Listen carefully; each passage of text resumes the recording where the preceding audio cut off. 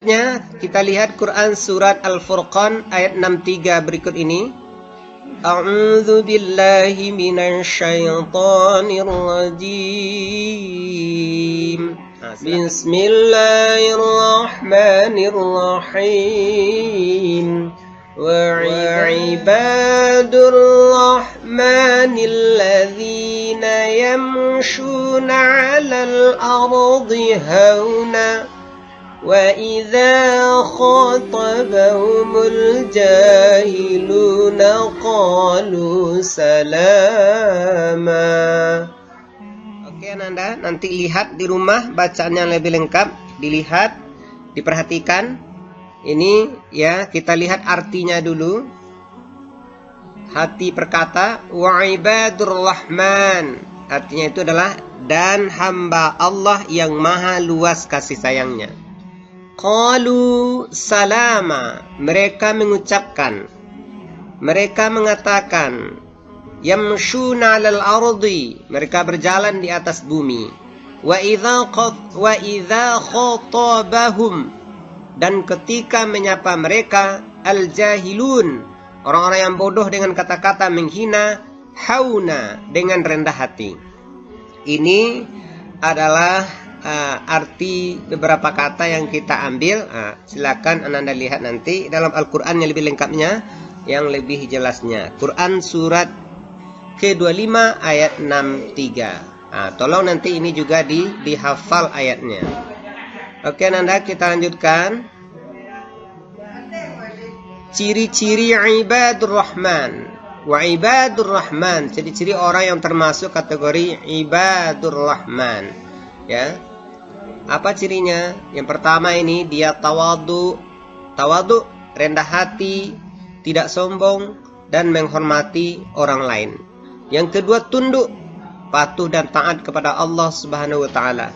Yang ketiga ya, merasa bahwa dirinya adalah makhluk yang sangat kecil. Ini digambarkan seperti ini planet. Ya, betapa besarnya planet itu, bumi yang paling kecil ini. Betapa kecilnya kita sebagai hamba Allah. Maka diri kita merasa kecil dibanding makhluk Allah yang lainnya.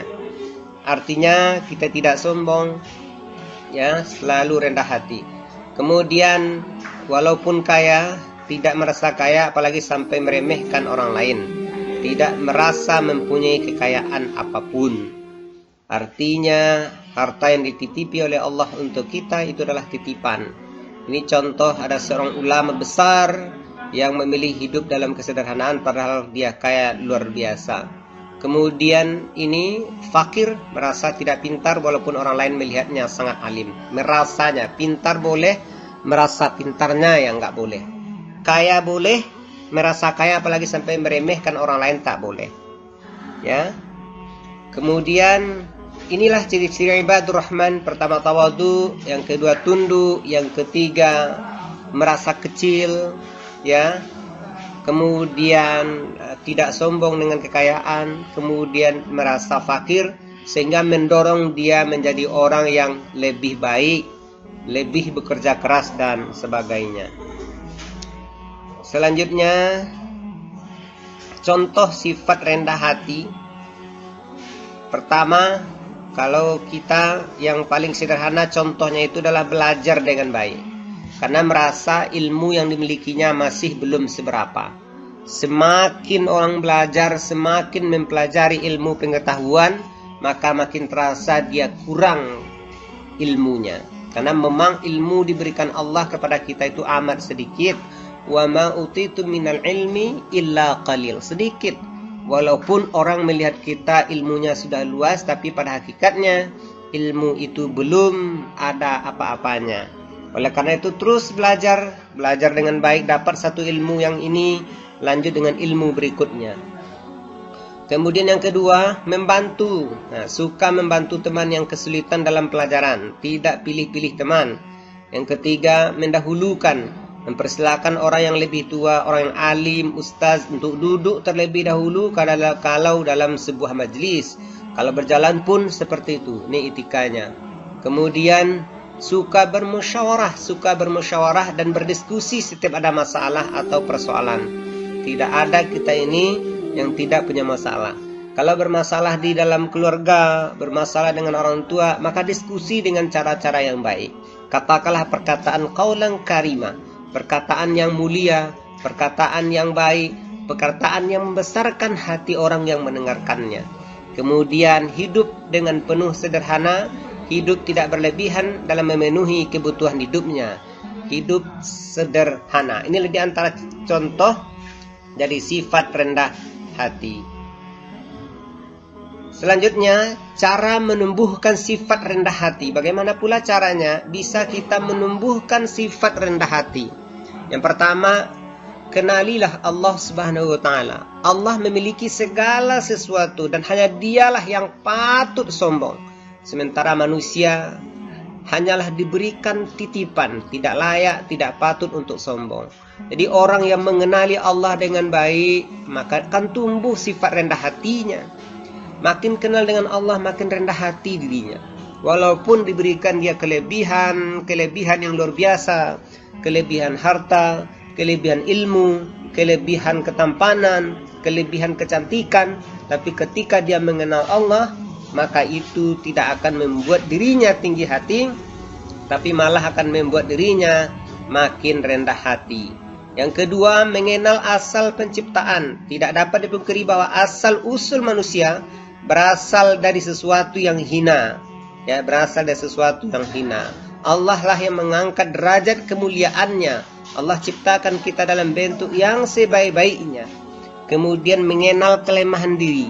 Mengenal kelemahan diri, maka diri ini pun akan terdidik untuk bersifat rendah hati. Siapapun kita, tidak ada yang sempurna, pasti memiliki sisi-sisi kelemahan, sisi-sisi kekurangan. Ketika kita mengenali itu, maka sifat rendah hati akan tumbuh dalam diri kita.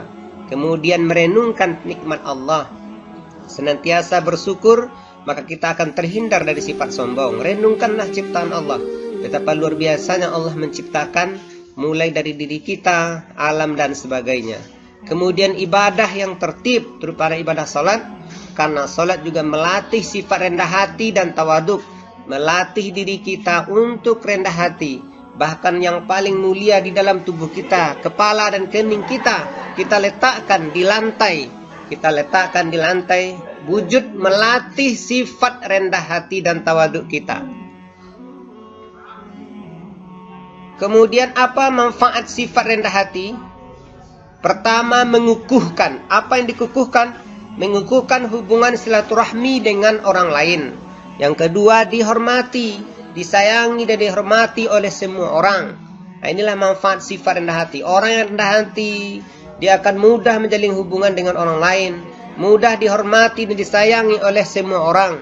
Kemudian terhindar dari sifat sombong. Terhindar dari sifat sombong yang akan menumbuhkan permusuhan dan perpecahan antar sesama. Kemudian memotivasi diri untuk berbuat lebih baik dan untuk meraih kesuksesan sebagaimana yang telah diraih oleh orang lain. Termotivasi. Kemudian cinta Allah Subhanahu wa taala, disayangi dan dicintai oleh Allah Subhanahu wa taala. Inilah diantara manfaat dari sifat rendah hati yang bisa kita ambil, kita petik dari orang-orang yang rendah hati. Ananda yang dirahmati Allah, itulah materi pelajaran kita. Di antaranya silakan